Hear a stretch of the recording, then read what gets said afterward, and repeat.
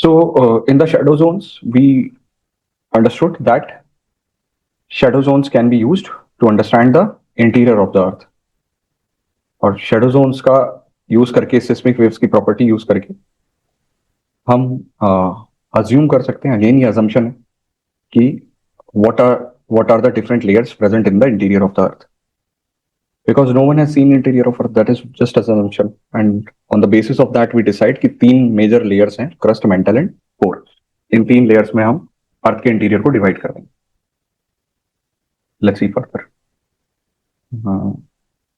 Okay, the question that you were asking वो छत्तीसगढ़ है जहाँ पे मीट करते हैं इंडियन स्टैंडर्ड मेरिडियन और tropic of cancer. It's in Chhattisgarh. हाँ, देखें अब एक बार तीन लेयर्स को, the crust, mantle and core. So earth's interior we will divide in 3 layers. एक बार ओवरव्यू ले लेते हैं इसका. Crust is outer most layer जो थिन है. इसकी ब्रॉडनेस अगर देखें तो the broadness, now crust you will divide it in 2 sections, continental crust and oceanic crust. दो तरह के क्रस्ट होते हैं, continental crust and where ocean is the ocean bottom. This is oceanic crust and this is continental crust. So 2 types of crust we will segregate. Continental crust की जो thickness होती है, it is up to 70 kilometre. ये 70 kilometre तक जा सकता है. Mountains के केस में मैं बता रहा हूँ, वैसे 30 किलोमीटर तक थिकनेस है इसकी, लेकिन माउंटेन्स के केस में, so I am taking the extreme value, ये 70 किलोमीटर तक जा सकता है. Oceanic crust is 0 to 10 kilometer thick. So we can say that continental crust is more thick as compared to oceanic crust. लेकिन continental crust में majorly आपके जो elements present है वो है सिलिकॉन और aluminium, sial. Silicon and aluminium, these elements are present. जबकि यहां पर इसे silica and magnesium, sima. So silica and aluminium are present in continental crust, while silica and magnesium majorly are present in oceanic crust. तो oceanic crust ज्यादा dense होता है. It is more dense. So this is how we segregate. कि continental crust की thickness ज्यादा है लेकिन density कम है. Oceanic crust की thickness कम है लेकिन density ज्यादा. तो इस तरह से आप डिफरेंशिएट कर सकते हो क्रस्ट को. आउटर मोस्ट लेयर है, we live on crust. Crust supports different life forms. Fertile soil भी यहीं पे मिलता है, which helps us to cultivate crops and grow trees. Apart from that, rich minerals are present in crust. Different types of minerals are present in crust. तो it has some economic value also. जब आप crust से interior में जाते हो, then comes the next layer. तो crust को दो तरह का, जो डिफरेंशिएशन मैंने आपको बताया इसे याद रखिएगा, continental crust and oceanic crust. Continental crust which is more thick, less dense. Oceanic crust is less thick, more dense. तो ये डिफरेंशिएशन मैंने आपको बताने की कोशिश की थी कि ये कॉन्टिनेंटल क्रस्ट है which consist of sial, and oceanic crust which consist of sima, that is silica and magnesium. Crust के बाद the next layer that you move in is mantle. तो जब हम क्रस्ट के बाद नेक्स्ट लेयर पे जाते हैं, ऊपर का थिन पोर्शन आप कंसिडर कर लें कि this is crust, and when you move further downwards this next layer comes which is mental. Okay, तो मेंटल की बाउंड्री जहां पे क्रस्ट की खत्म होती है वहीं से कंसिडर कर लेते हैं कि 70 किलोमीटर से स्टार्ट हो जाता है, and it goes till 2900 kilometers.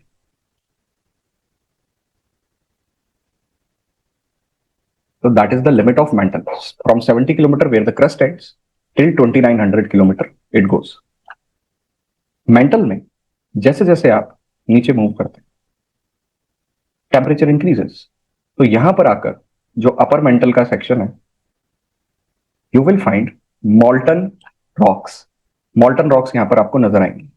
That means it is source of magma. All the volcanic activities they originate from this particular section. Upper mantle से originate होती हैं. तो इस सेक्शन को क्या कहते हैं? देखिए, अगर हम ओवरऑल देखें तो मेंटल की विड्थ तो हो गई 70 किलोमीटर से 2900 किलोमीटर, जिसमें आप जो ऊपर वाला पोर्शन है क्रस्ट का क्रस्ट का इसको तो कहेंगे लिथोस्फियर। लिथोस्फियर लिथोस्फियर में क्रस्ट और मेंटल का एक छोटा सा पोर्शन आ जाएगा, क्योंकि लिथोस्फियर जाता है 100 किलोमीटर तक, 0 to 100। ठीक है, क्रस्ट तो 70 पे ही खत्म हो गया, लेकिन मेंटल का थोड़ा सा पोर्शन इसमें आ जाएगा लिथोस्फियर में। Lithosphere means that is the region where you will find solid rocks. It consist of solid rocks. तो 0 to 100 kilometre you will have lithosphere, इसमें क्रस्ट भी होगा और मेंटल का थोड़ा सा पोर्शन हो जाएगा। अब जब आप 100 किलोमीटर से नीचे आओ, when you move further downward from 100 kilometre till 440 kilometre, ठीक है, अभी भी अपर मेंटल में ही है आप, 100 किलोमीटर टू टिल 440 किलोमीटर। ठीक है, अब देखिए आपकी आई थिंक 7th या 8th क्लास की एनसीईआरटी है जिसमें ये 440 किलोमीटर लिखा है, लेकिन जब आप 11th क्लास की एनसीईआरटी पढ़ोगे उसमें 600 किलोमीटर लिखा है। आप खुद देख लें, ओल्ड एनसीईआरटी की मैं बात कर रहा हूँ, एक में 440 किलोमीटर लिखा है, एक में 600, मैं 440 लेके चल रहा। ओके, तो 440 किलोमीटर तक जब आप मूव करेंगे 100 to 440 kilometre, you will find मॉल्टन rocks. यहाँ पे मॉल्टन रॉक्स मिलेंगी आपको। मॉल्टन मटेरियल सोर्स ऑफ मैग्मा, इसलिए इसको वीक लेयर कहते हैं क्योंकि सॉलिड नहीं है मॉल्टन स्टेट में। तो this layer is known as asthenosphere. इसे क्या कहेंगे? एस्थेनोस्फीयर। तो asthenosphere is part of upper mantle only which consist of molten rocks और मॉल्टन मैग्मा। तो मेंटल को आप इस तरह से डिवाइड करते हैं, यानी मेंटल एक सोर्स है वॉल्केनिक एक्टिविटी का, the magma which moves upwards erupt, जहां पे भी उसको वीक लेयर्स मिलेंगी वो इरप्ट कर जाता है। अब इसमें एक और चीज हमें समझनी है, एक फैक्ट मैं आपको बता रहा हूं। As you have seen the limit of mantle, it is from 70 to 2900 kilometre. तो अगर आप अर्थ को एक स्फेयर कंसिडर करते हैं, स्फेयर की वॉल्यूम निकाल सकते हो, ठीक है, तो वॉल्यूम अगर आप अर्थ की निकालते हो तो मेंटल वो पोर्शन है जो अर्थ की 83% वॉल्यूम कंप्राइज करता है। 83% volume of earth is present in mantle. So volume wise, this is the largest layer. Volume wise, this is the largest layer. तो ये लिमिट्स याद रखिएगा कि 0 to 100 kilometre you have lithosphere and from 100 to 440 this is asthenosphere. Okay, तो जैसे जैसे आप mental में नीचे जाएंगे डेंस मिनरल्स मिलेंगे, जैसे आयरन मिलेगा, निकल मिलेगा, क्योंकि डेंस मिनरल्स हैं तो ग्रेविटी से नीचे सेटअप होंगे ना, वो नीचे की तरफ मूव करेंगे। Then comes the inner most layer. आप फर्दर नीचे गए अंदर तो इनर मोस्ट लेयर आ गई, दैट इज कोर। तो कोर की बाउंड्री डिसाइड कर लेते हैं एक बार। जहां पे मेंटल खत्म हुआ था, mantle ended at 2900 kilometre. 2900 kilometre, तो till the centre of earth, centre of earth round figure में देखा जाए तो 6400 किलोमीटर हम कंसिडर करते हैं। तो this is core where mantle ends till the centre of the earth, core. अब इसे आप दो पॉइंट्स में डिवाइड कर दो। 2900,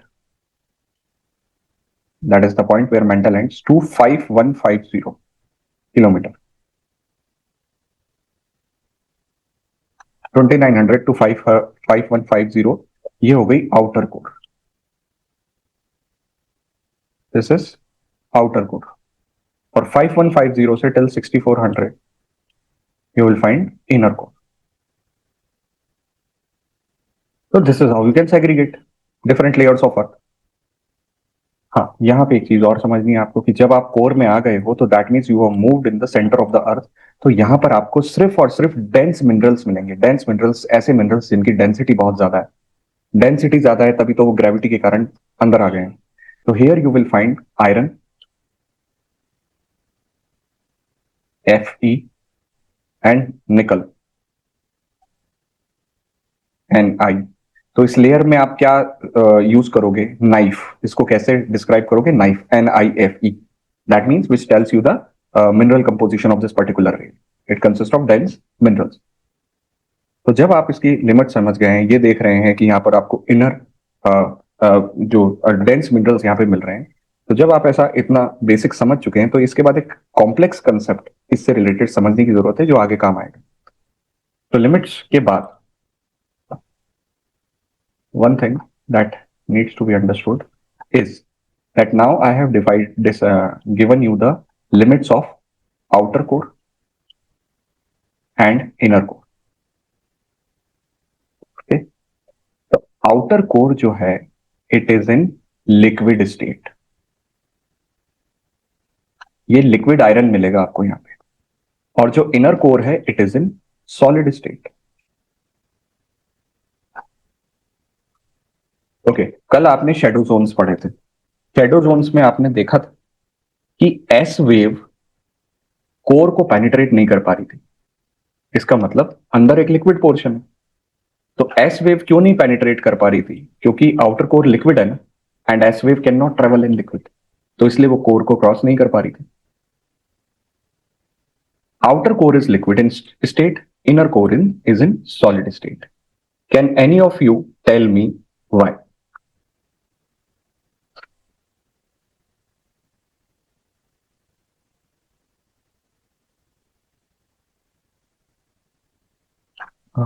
you are saying rotation. Aamir, ये आपका आंसर है? आपने अभी आंसर दिया है क्या? Rotation. That you are saying that due to Earth's rotation, outer core is in liquid state and inner core is in solid state. Okay. Anyone else who wants to speak upon this? Because of the excessive pressure,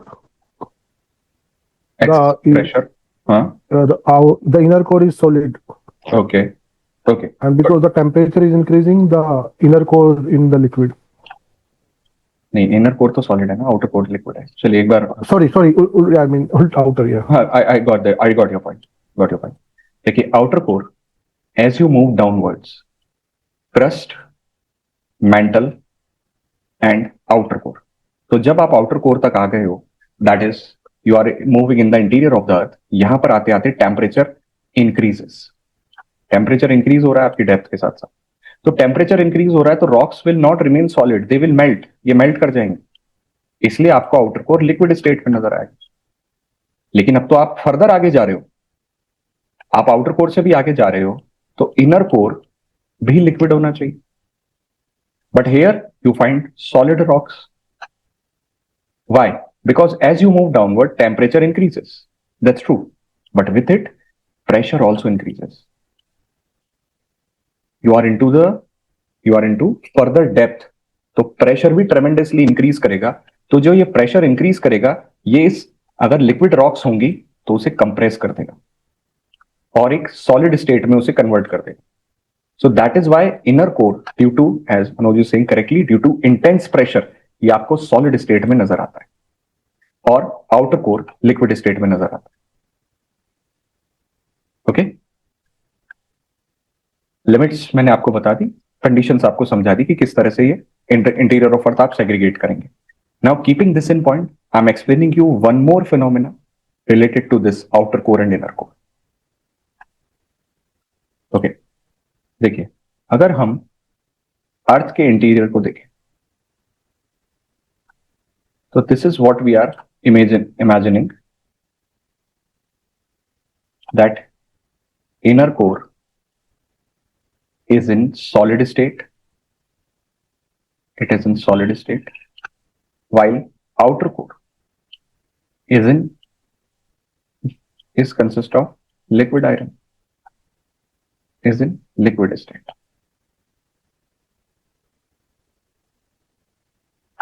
ठीक है? तो अब क्या होता है, earth when it starts rotating, earth rotate करती है अपनी एक्सिस पे। We have discuss that in the first class also. Earth rotate on its own axis. तो अगर अर्थ रोटेट करेगी तो ये जो लिक्विड आयरन है ये भी तो रोटेट करेगा। This will also rotate, this will also start moving. तो ये इनर आउटर कोर का जो लिक्विड आयरन है ये मूव करने लगता है। और मूव किसके अराउंड कर रहा है? ये इनर कोर के अराउंड। इनर कोर क्या है? सॉलिड आयरन है। तो ये लिक्विड आयरन रोटेट करने लग जाता है अराउंड सॉलिड आयरन के। फिजिक्स में इसको डायनामो इफेक्ट कहते हैं। मैं उसकी डेप्थ में नहीं जा रहा डायनामो इफेक्ट की, मैं आपको उसका रिजल्ट बता रहा हूं। Liquid iron rotating around solid iron, इससे करंट जनरेट होता है, इलेक्ट्रिक करंट। इलेक्ट्रिक करंट से मैग्नेटिक फील्ड जनरेट होता है, और अर्थ एक मैग्नेट की तरह एक्ट करती है। Earth acts like a magnet. Earth produces a magnetic field. Earth produces a magnetic field. Earth acts like a magnet, एक मैग्नेटिक फील्ड प्रोड्यूस करती है। मैं वापस बताता हूं क्यों। आउटर कोर लिक्विड स्टेट में है, इनर कोर सॉलिड स्टेट में। Earth when it rotates, liquid iron also rotates. Liquid iron rotates around solid iron, produces electric current which generates magnetic field. Okay, आपसे कोई ये नहीं पूछेगा ये डायनामो इफेक्ट क्या होता है, क्यों जनरेट होता है इलेक्ट्रिक फील्ड, मैग्नेटिक फील्ड का क्या रिलेशन है। No, I am limiting myself to the discussion related to your exam demand. Earth acts like a magnet, why? Because of this. So earth का एक magnetic field है। जैसे हमारे geographic north pole, geographic south pole होते हैं ना, ऐसे ही magnetic north पोल है अर्थ का, मैग्नेटिक नॉर्थ पोल। क्योंकि अर्थ एक मैग्नेट है तो दो पोल्स हो गए ना उसके, और मैग्नेटिक साउथ पोल। अर्थ के ज्योग्राफिक नॉर्थ पोल और ज्योग्राफिक साउथ पोल फिक्स्ड है, वो कभी चेंज नहीं होगा। ज्योग्राफिक नॉर्थ पोल आर्कटिक में, ज्योग्राफिक साउथ पोल अंटार्कटिका में, फिक्स्ड है। बट ये जो आप देख रहे हो magnetic north pole, magnetic south pole, ये फिक्स नहीं होते, ये अपनी पोजीशन चेंज करते रहते हैं। स्टिल साइंस में इसका कोई एक्सप्लेनेशन नहीं है कि ऐसा क्यों होता है। अर्थ का magnetic north pole, magnetic south pole अपनी पोजीशन चेंज क्यों कर लेते हैं? There is no clear cut theory और there is no clear cut evidence. तो कोई आपसे ये नहीं पूछने वाला कि अर्थ का मैग्नेटिक फील्ड फ्लिप कैसे कर जाता है। ये फ्लिप कर जाता है, बस ये आप पता रखो। वापस बताता हूं, अर्थ एक मैग्नेट की तरह एक्ट करती है। अर्थ का एक मैग्नेटिक फील्ड है। So earth has a magnetic north pole, earth has a magnetic south pole which flips, ये अपनी पोजीशन चेंज कर लेते हैं। There is no explanation, no theory which proves this कि ये ऐसा क्यों होता है, ये चेंज क्यों कर रहे हैं।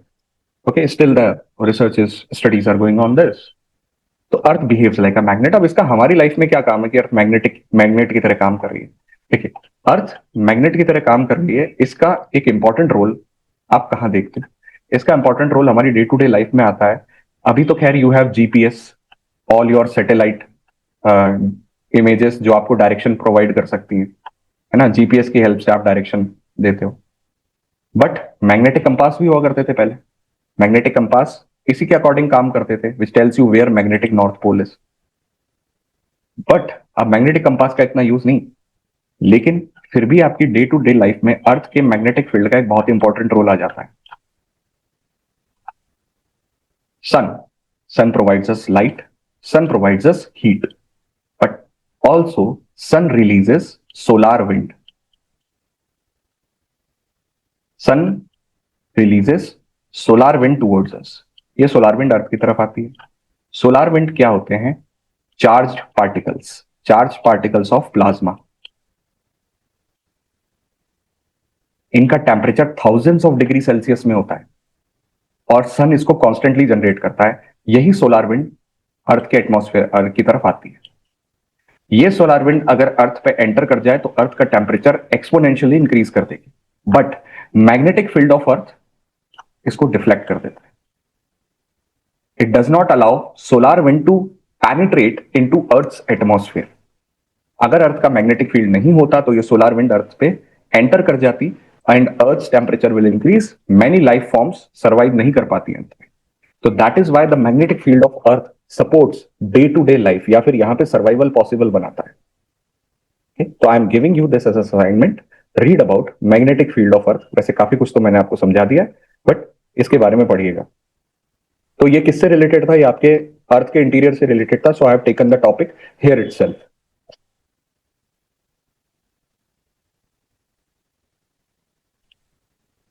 Now, see, we nowadays, again, I'm going little bit off topic.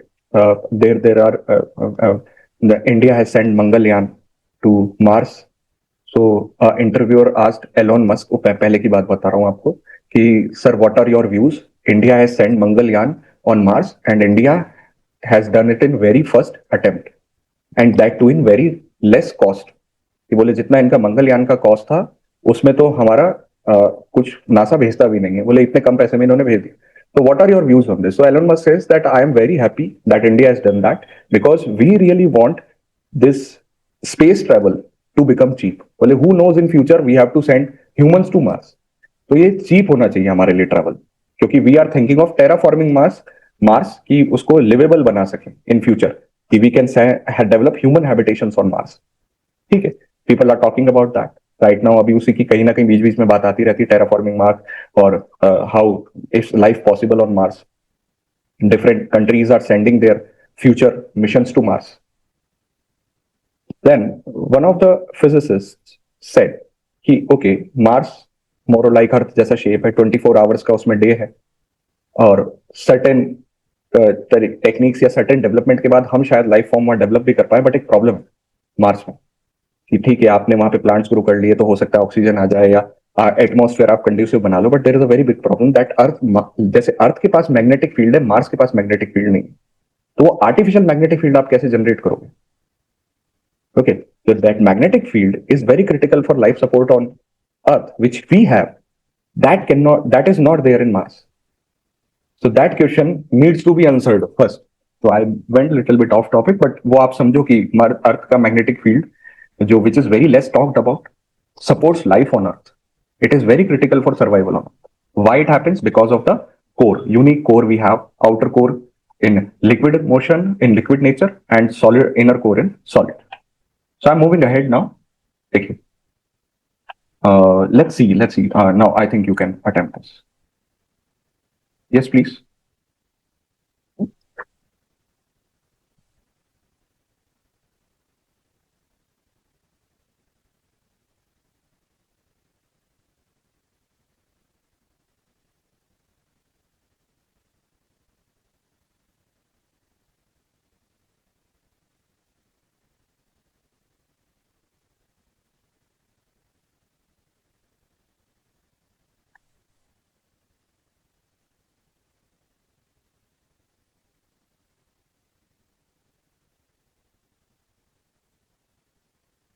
Tushar, you are asking about the limit of crust. Yes, from the surface till 70 kilometre, surface से आप 70 किलोमीटर नीचे जाएंगे, that is due to that is the limit of crust. Okay, no gravity. I don't have much idea what is the reason behind gravity. Maybe. Sir आपने कहा ना कि वो mountains height, तो क्रस्ट मतलब सरफेस से नीचे। नहीं, जहां पे देखो क्या होता है, माउंटेन्स जहां होंगे, जितना ऊपर आपका क्रस्ट होगा उसको सपोर्ट करने के लिए उसका थिकनेस नीचे होना भी जरूरी है। जैसे एवरेस्ट 8000 मीटर पे है, तो मतलब क्या उस हिसाब से एक रेफरेंस से समझाइए। नहीं, तो where you will have dens, where will you have large mountains, so when you go at the bottom, isostasy एक थ्योरी होती है जो सपोर्ट करती है कि the landform which is high in elevation will have the same type of support at the base also. तो यहाँ पे कॉन्टिनेंटल क्रस्ट की थिकनेस माउंटेन्स, प्लेटूज या हाई एलिवेटेड रीजन में बढ़ जाती है, वो बॉटम पे ज्यादा नजर आएगी आपको उसकी लिमिट। ठीक है, crust is the first layer beneath the surface, surface के नीचे पहली लेयर है। क्रस्ट ही सरफेस है, सरफेस से ही स्टार्ट हो जाता है क्रस्ट। 0 किलोमीटर आप क्रस्ट पे ही हो अभी, तो आप जहां पे हो वहां पे आप 30 किलोमीटर तक नीचे जाओगे तो कॉन्टिनेंटल क्रस्ट दिखेगा। मैं आपको कह रहा था कि जहां माउंटेन्स होते हैं वहां पे ये 70 किलोमीटर तक नीचे चला जाएगा। Okay. Yeah. Okay. So your answer for this, most of you are saying B. Let's see. Astronosphere. मतलब जितनी हाइट होगी उसका 50%। And that's no theorem like this. Please don't go into that. ऐसी कोई theorem नहीं होती हाइट है उसका 50%. No. Astronosphere extends from Moho discontinuity to a depth of 2900 kilometer. Moho discontinuity. Moho discontinuity is the boundary between crust and mantle. बिल्कुल सही बात है। क्रस्ट और मेंटल के बीच की जो बाउंड्री है इसे मोहो डिसकंटिन्यूटी कहते हैं। तो मोहो डिसकंटिन्यूटी से 2900 किलोमीटर तक एस्थेनोस्फीयर है नहीं, एस्थेनोस्फीयर तो 440 तक ही खत्म हो जाता है। मेंटल जरूर हो सकता है। Core is made up of निकल and iron, yes it's true. Crust is solid whereas the outer core is in liquid state. Yeah, that's true. So your answer would be 2 and 3. So after discussing about the Earth's interior, let's move to the one next portion of geomorphology, and we will talk about rocks. Rocks are solid material which consist of minerals also, जो हमें valuable minerals provide करती हैं. So rocks can be divided into three categories: sedimentary rocks, igneous rocks, and metamorphic rocks. Three types of rocks majorly are present. It's 70. I am taking the extreme. I am not going into average Aamir. मैं extreme की limit बताई है जहां पे mountains के case में ये 70 तक चला जाता है. हाँ, Everest is also part of crust. That's true. I am talking about the extreme limit where we can consider कि यहां से mental start हो रहा है. वैसे तो आप देखो तो crust 30 किलोमीटर पे खत्म हो जाता है. But I have taken the extreme value, that is the 70 kilometer, which you find in case of mountains. Okay, so three types of rocks: sedimentary, igneous, and metamorphic. Let's just have a quick discussion on this. ये rocks कैसे बनती हैं? देखिए, igneous rocks, igneous, that is related to fire. When magma erupts, magma जब erupt करेगा, surface के ऊपर आ गया, तो इट इज नोन एज लावा. तो magma can solidify, cool down and form a rock below the surface. Lava can solidify and form a rock above the surface. दोनों ही cases में, चाहे लावा हो या मैग्मा हो, ये सॉलिडिफाई कर जाएंगे तो इग्नियस रॉक्स ही बनेंगी. बस डिफरेंस होगा कि ये अर्थ के इंटीरियर में बनेगी, ये अर्थ के एक्सटीरियर में बनेगी. तो ऐसी रॉक्स को आप कहोगे इंट्रूसिव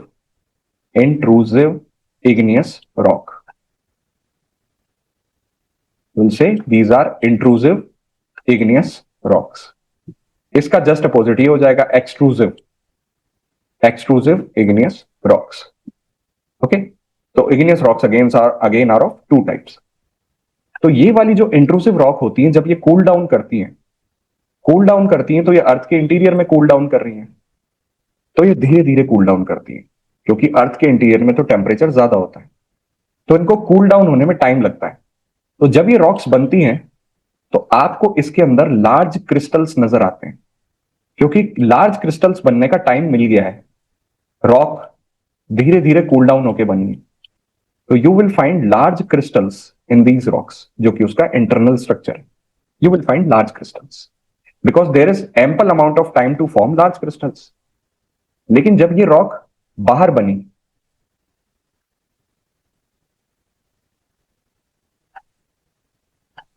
तो ये तो जल्दी से ही सॉलिड कूल डाउन हो जाएगी. जल्दी से कूल डाउन क्यों हो जाएगी? जल्दी से कूल डाउन इसलिए हो जाएगी क्योंकि अर्थ के बाहर सरफेस के बाहर बन रही ना, ये टेम्परेचर इतना ज्यादा नहीं है, तो it will cool down rapidly. So here you will find that crystals are form, but ये छोटे क्रिस्टल्स हैं, small in size. So that is how you can differentiate that intrusive igneous rocks will have large crystals, extrusive igneous rocks will have small crystals. इसका example हो गया granite. Okay, granite is a very good example of intrusive igneous rocks. और extrusive का बहुत अच्छा example हो गया basalt. तो ये दो नाम आप याद रख सकते हो इस केस में. तो this is one property that we have to discuss. One more, igneous rocks में कभी भी आपको फॉसिल्स नहीं मिलेंगे. ये सारी चीजें पीपीटी में लिख दी है मैंने, मैं आपसे अभी डिस्कस कर रहा हूं. You will never find fossils that are plant and animal remains. Plant और एनिमल रिमेन्स आपको कभी भी नहीं मिलेंगे इग्नियस रॉक्स में, क्योंकि मैग्मा इसे डिस्ट्रॉय कर देगा. If fossils come in contact with magma, they will be destroyed. So you will never find fossils in igneous rocks, इसलिए फॉसिल फ्यूल्स भी नहीं मिलेंगे आपको इसमें. सेम वे इग्नियस रॉक्स में you will never find layers, कभी भी layers नजर नहीं आएंगे आपको. Why layers are never found in igneous rocks? क्योंकि जो मैग्मा होता है वो एक साथ सॉलिडिफाई होता है, लेयर बाय लेयर सॉलिडिफाई नहीं होता है. So it solidifies, it cools down in a single go. So you will never find layers in igneous rocks. You will never find fossils in igneous rocks. You can divide them into two: intrusive igneous rocks and extrusive igneous rocks. You can divide them into two. तो igneous rocks are those rocks which are made up of magma. इन्हें primary rocks भी कहा जाता है, कि ये माना जाता है कि जब अर्थ बनी, अर्थ एज अ प्लेनेट बना, तो सबसे पहले यही रॉक्स बनी, क्योंकि अर्थ में constant volcanic eruptions was taking place, and initially जो सबसे पहले रॉक्स बनी वो ये इग्नियस रॉक्स बनी, तो इसलिए इन्हें प्राइमरी रॉक्स भी कहा जाता है। All this I have written, so I am going to sedimentary rocks. Sedimentary rocks को आप इस तरीके से समझें, ओके, या कंसिडर कीजिए there is a rock,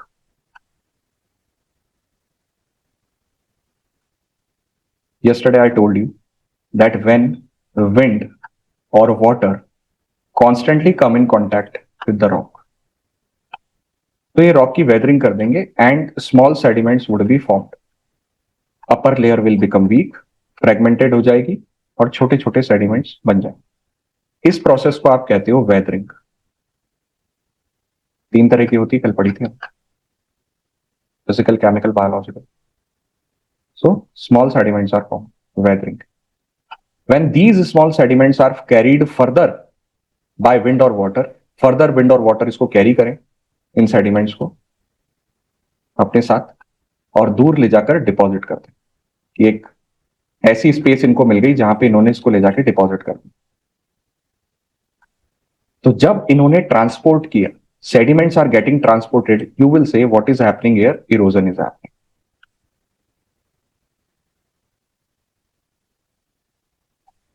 And when wind and water has deposited the sediments far away from this place, so you will say deposition has happened. तो ये सारी प्रोसेस किस कैटेगरी में रखोगे आप? Exogenic. Yesterday we were discussing all these processes will come under the category of exogenic process. And yesterday I told you कि जब आप इन तीनों को कंबाइन करके लिखते हो, weathering plus erosion plus deposition, when you combine all 3 of them, so you will use a single word for them. You will call them denudation. You will call them denudation. All exogenic processes combined would be known as denudation. ठीक है, यहां तक कल हमने पढ़ा था।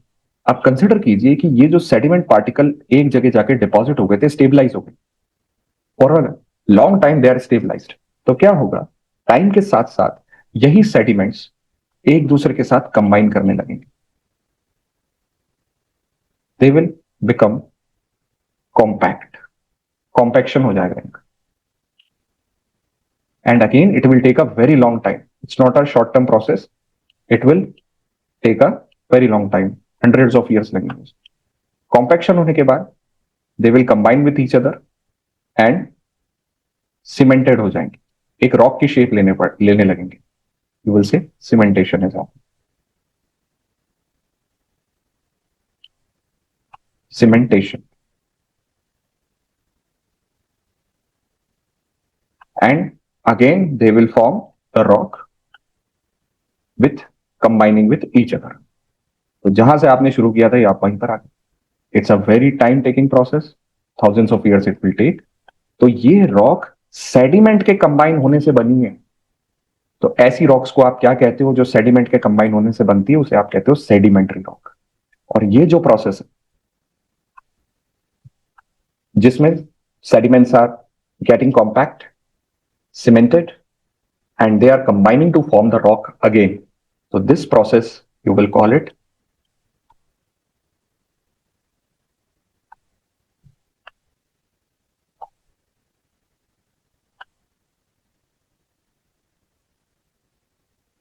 lithification. So what term you will use for this? You will call it lithification. So sedimentary rocks, in one line if you have to explain, what you will say, that sedimentary rocks are formed due to lithification of the sediments. Okay. तो sedimentary rocks की अगर हम बात करें तो in rocks में आपको layers नजर आएंगी, ऐसी लेयर्स नजर आएंगी अलग अलग कलर की। क्यों? क्योंकि लेयर बाय लेयर ही तो सेडिमेंट्स डिपॉजिट होंगे, लेयर बाय लेयर ही तो वो कॉम्पैक्ट करेंगे। तो if you look sedimentary rock through a cross section, you may find layers in it. तो जहां इग्नियस रॉक्स में लेयर्स नहीं होती, सेडिमेंट्री रॉक्स में होती। because sediments are deposited layer by layer. So you will find layers in them. You will find fossils in them. Sedimentary rocks contain fossils. तो if they contain fossil, तो इसीलिए आपको sedimentary rocks में क्या मिलते हैं? Fossil fuels में मिलते हैं, जैसे कोल और petroleum. They are rich reserve of coal and petroleum. तो इकोनॉमिक इंपॉर्टेंस है इनकी. कंस्ट्रक्शन में यूज होते हैं एज अ सैंडस्टोन और limestone. In construction of building they are used. Let's see further. Another type of rock, that is metamorphic rock. देखिए metamorphism जो होता है, मेटामॉर्फिज्म का मतलब होता है कि किसी भी सब्सटेंस की फॉर्म में चेंज आ जाना. Change in the form of a substance is known as metamorphism. So here, if you have, let's say, a rock, it is either a igneous rock or a sedimentary rock. ये rock अपनी form change कर ले and becomes metamorphic rock. लेकिन कोई भी rock अपनी form change कैसे कर सकती है? Multiple ways होते हैं. मैं आपको एक वे समझाता हूँ. There are multiple ways. Consider कीजिए there is a igneous rock or a sedimentary rock on crust of our earth. Let's say earthquake comes here. Cracks develop हो गए. Cracks develop होने के कारण the rock which was on the surface goes below the surface.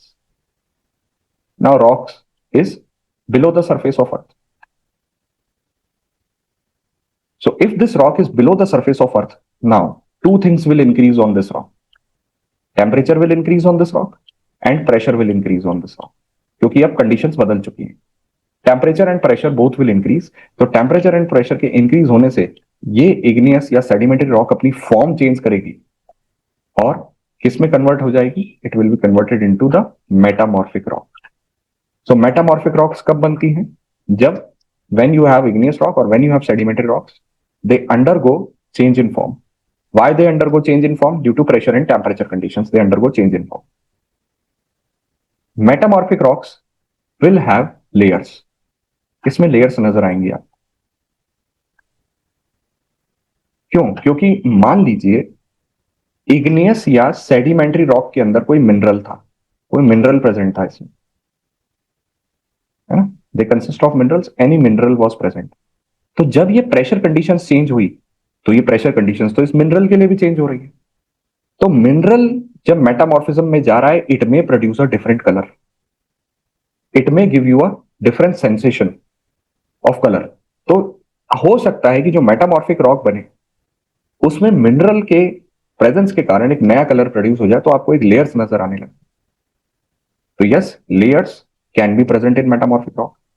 You will not find fossils in metamorphic rock. इसमें fossils नहीं मिलेंगे metamorphic rock में. Why? कि इवन लेट्स से कि फॉसिल्स प्रेजेंट थे, बट जब मेटामॉर्फिज्म हुआ तो fossils will get destroyed due to extreme temperature और प्रेशर कंडीशंस. तो in metamorphic rock you will not find fossils.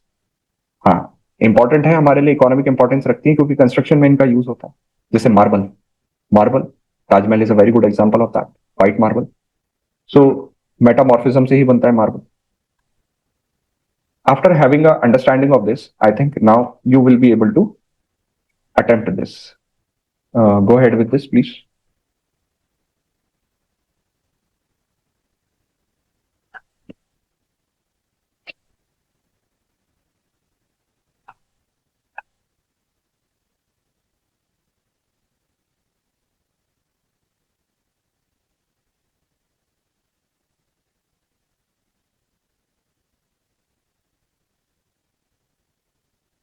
Red sandstone. Yes.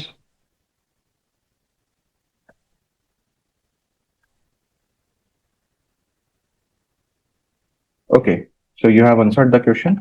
They are formed due to volume and temperature changes. No. ये तो metamorphic rocks होती हैं. They are devoid of fossils. Sedimentary rocks. No. You will find fossils in them. Wrong. Shell and limestone. Yes, true. They are example sedimentary rocks.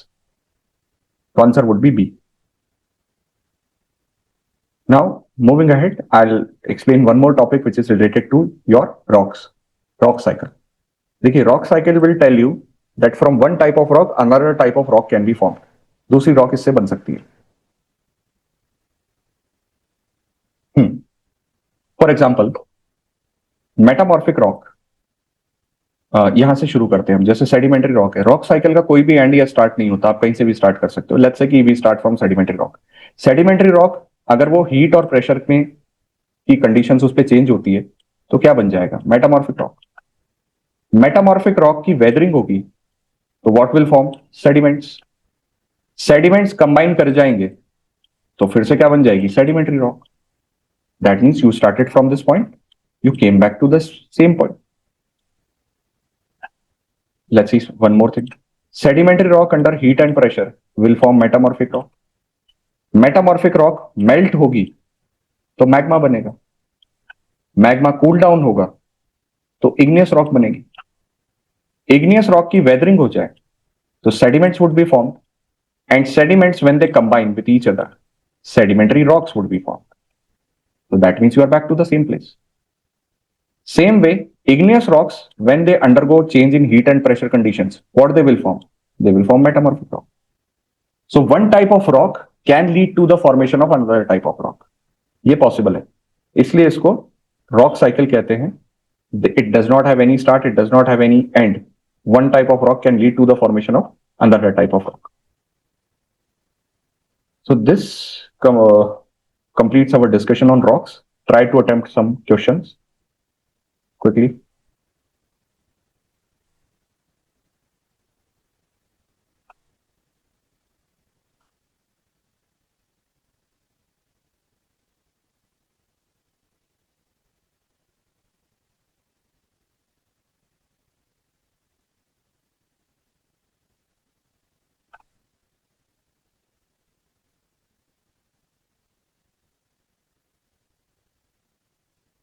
Okay, yeah, true. Gabbro is a igneous rock. ये pair correct नहीं है, ठीक है। Limestone is a sedimentary rock, marble is a metamorphic rock. तो सिर्फ एक ही pair हुआ, आप लोग बी क्यों कह रहे हो? Only one pair. Gabbro is a igneous rock, not a metamorphic. Sir, one question. I know it's just a factual thing. Exam में बहुत ही रेयरली पूछते हैं। बहुत अलग अलग नाम पूछते हैं रॉक्स के। हाँ, तो देखिए, द कंडीशन इज कि how many types of rocks you can remember. I will suggest remember the basic ones, don't go for the complete list. Okay sir. Okay, don't go for complete list, don't waste your time in this. Marble क्या है sir? Marble metamorphic है। मेटामॉर्फिक। देखो क्या है कि अभी अगर आप इसका ट्रेंड देखो तो ये फिजिकल ज्योग्राफी से वैसे भी वो बहुत कम क्वेश्चन पूछते हैं, मतलब जियोमॉर्फोलॉजी वाले टॉपिक से वो आपके क्वेश्चन ज्यादा पूछते हैं क्लाइमेटोलॉजी और ओशिनोग्राफी से। बट वी आर डूइंग कि हु नोस कि if question comes from this topic also, that's why we are going in detail so that you are prepared for every particular topic. We are not saying कि आप ये नहीं पूछ रहे तो मत पढ़ो क्लाइमेटोलॉजी या वो पढ़ो, but give more time to that. Complete this also, but try to be more good in that. Let's say ये तो कल कर लिया था आपने। Try this.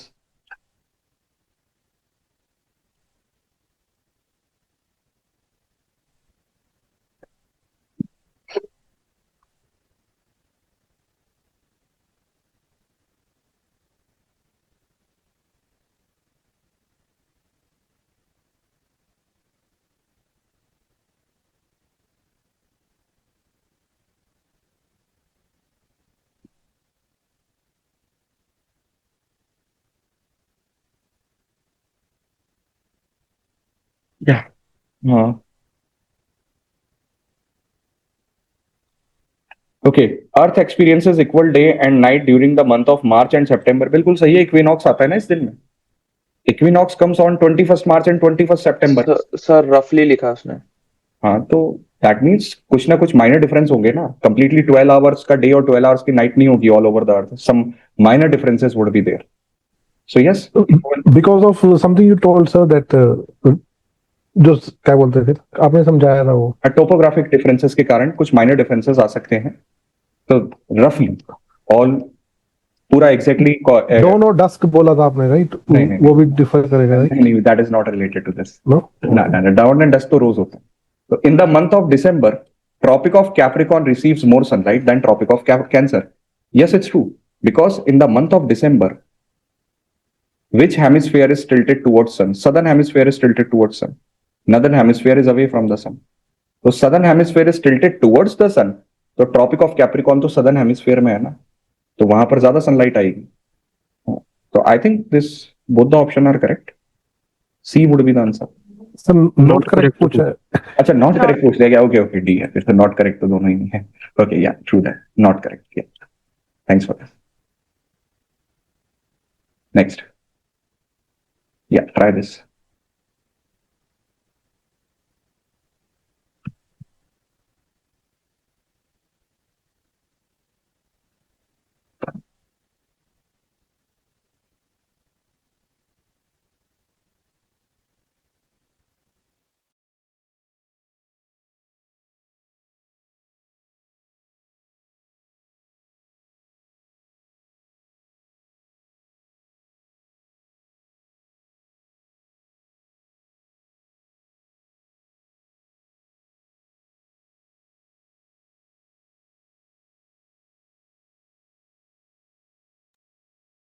Okay, guys.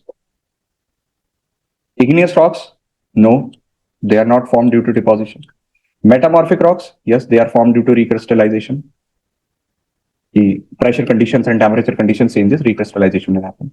Sedimentary rocks? No, they are not formed due to solidification of magma. While limestone, which is a type of sedimentary rock only, it forms due to lithification.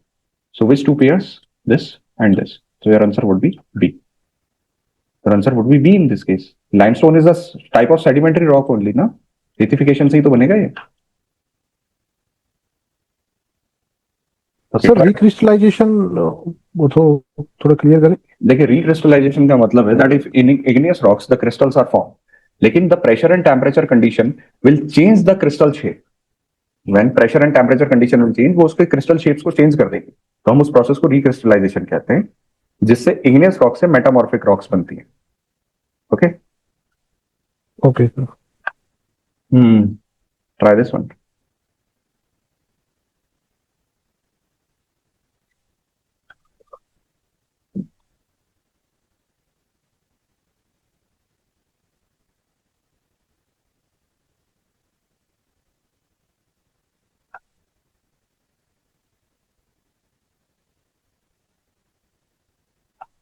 Yeah.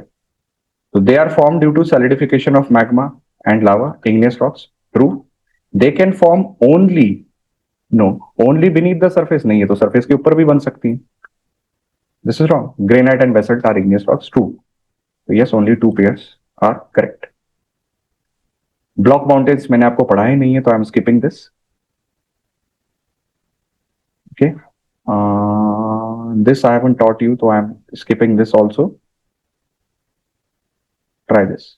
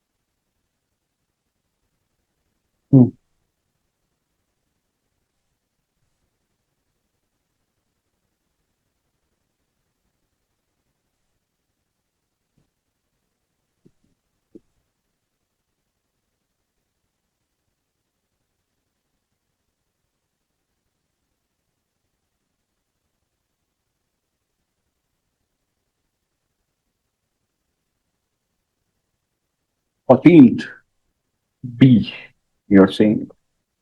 Okay, let's see. Unlike parallels of latitudes, all meridians that means longitudes, are of same length. Yes. सारे longitudes की length same ही है क्योंकि वो pole को pole से connect करते हैं. They all are same. Their length is same. Correct.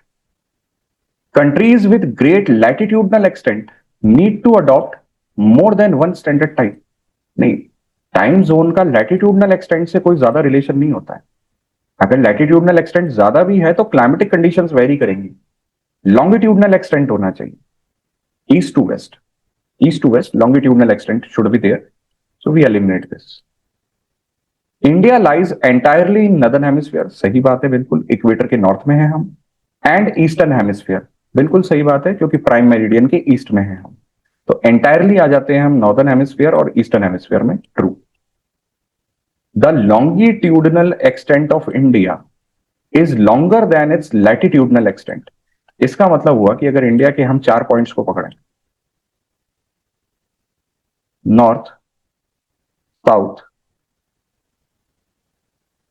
East and west, तो ये क्वेश्चन आपसे कह रहा है लॉन्गिट्यूडनल एक्सटेंट ऑफ इंडिया, यानी इंडिया का ईस्ट टू वेस्ट का डिस्टेंस ज्यादा है कंपेयर टू नॉर्थ और साउथ के डिस्टेंस से। ओके, तो इंडिया का east to west longitudinal extent का मतलब तो यही हुआ कि east to west distance of India is more as compare to the north south extent और नॉर्थ साउथ डिस्टेंस। तो ये रॉन्ग स्टेटमेंट है, इंडिया का नॉर्थ टू साउथ का एक्सटेंट जो है ये ज्यादा बड़ा है, तो this statement is wrong. Longitudinal extent of India is not longer. So here you have 1 and 3 are correct statement, so your answer would be only 2 in this case. Let's see one more.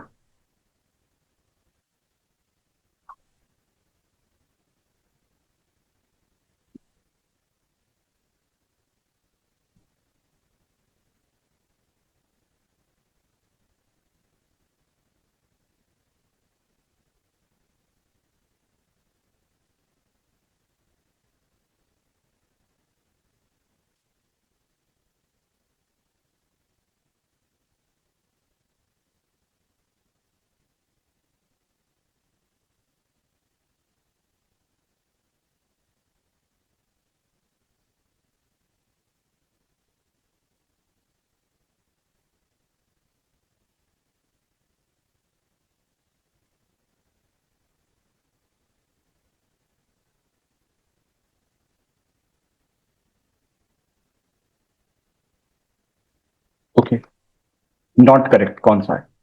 Crust occupies more than half of the volume, नहीं, mantle occupies more than half of the volume, that is 83% volume. So this is wrong. ये select करना है हमको। Crust is thinner on ocean floor as compared to continent. Yes, oceanic crust is thinner. तो ये तो सही statement है, लेकिन ये सेलेक्ट नहीं करना। Entire portion of mantle and crust forms lithosphere, no. Entire portion of crust and upper mantle forms a lithosphere, तो ये wrong है, इसे सेलेक्ट करना है। तो हमारे 2 wrong स्टेटमेंट हो गए, 1 and 3 वही फाइंड करना था। तो how many statements are not correct? 2 statements are not correct. Your answer is B. So this ends the slide for today. Tomorrow we will have the discussion. Tomorrow we will have the discussion on continental drift theory, sea floor spreading and plate movements. अगर ये cover हो गया diagram के साथ साथ, I'll make some handmade diagrams also, and I will put that in the slide. So after the with diagrams, if this discussion gets over, we will talk about volcanoes, and we will then try to cover a substantial portion of this geomorphology. So this completes our discussion today. I will forward you the sheet, and we will meet again tomorrow. Sir, I have one doubt. Yes, please. Sir, on in equinox, we are saying all part of Earth have same length of day and night. But what about the poles, sir? नहीं, सी देखिए, poles, what are poles? Poles कहीं ना कहीं किसी reason का तो part है। So we are considering कि आर्कटिक रीजन है। Now Arctic region is a very wide region. तो क्या आप सिर्फ आर्कटिक रीजन में एक पोल की बात कर रहे हो या आर्कटिक रीजन की बात कर रहे हो? तो अगर आप आर्कटिक रीजन की बात कर रहे हो तो कहीं ना कहीं वहां पर equal length of day and night तो होगा ही, because Arctic region extends from 66 to 90 degree, 66.5। हाँ, so when you are talking about poles, no, poles पे सिर्फ पोल्स पे तो बहुत ही एक्सट्रीम सिचुएशन है, वहां तो 6 मंथ्स का ड्यूरेशन होता है लॉन्ग और उसका day and night. But here we are talking about region, so the poles are part of a region. Okay, Okay. या सो सर एक क्वेश्चन मुझे So in the sheet there was one more question Hmm. that the length of the longitudes reduces from when we move from equator to poles. Longitudes, Yes sir. Length, longitudes की length तो same ही रहेगी ना। Correct. वही latitude that की नहीं, latitude की जरूर कम हो सकती है, क्योंकि latitude is the complete circle. तो लेंथ आप देखोगे तो इक्वेटर पे तो बल्ज होता है, पोल छोटा सा होता है, तो लेंथ लैटिट्यूड की रिड्यूस होती जाएगी। I think typo होगा उसमें। उनके बीच का डिस्टेंस सेम रहेगा, लेकिन लेंथ रिड्यूस होती जाएगी। ओके, हाँ, तो मे भी शायद टाइपिंग एरर होगा या कोई एरर होगा उसमें। लॉन्गिट्यूड पे कोई फर्क नहीं पड़ेगा, लैटिट्यूड्स की लेंथ जरूर रिड्यूस हो जाएगी।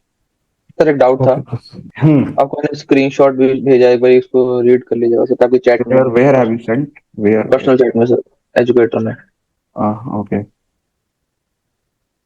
यार, I am unable to open your screen. Oh man, it's very small, I am unable to open.